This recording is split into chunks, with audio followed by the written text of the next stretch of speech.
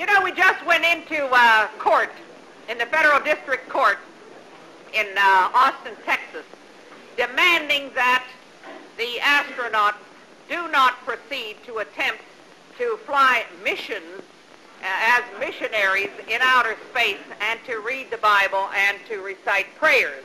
At the time of the very first recitation on Christmas Eve, the astronauts and the Manned Space Center put out this beautiful little word picture, and I think you all remember it.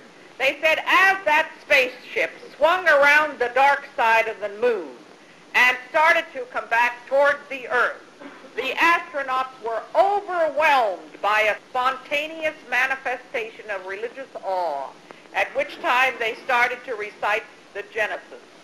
I have since found out that this whole thing was carefully pre-planned, something like 2.5 months in advance in Washington, D.C., the code name given to it was Experiment P. And the astronauts were told to have this spontaneous feeling of religious awe.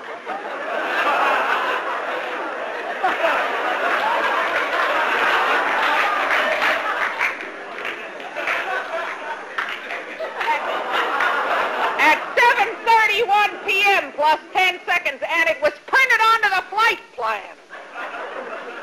And then those dumb bastards read from Genesis, which is part of the Torah, which is the Jewish book, and instead of saying, Happy Hanukkah, kids, they said, Merry Christmas.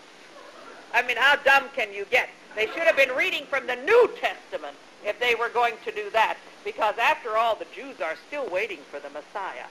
And they were celebrating Hanukkah and not Christmas.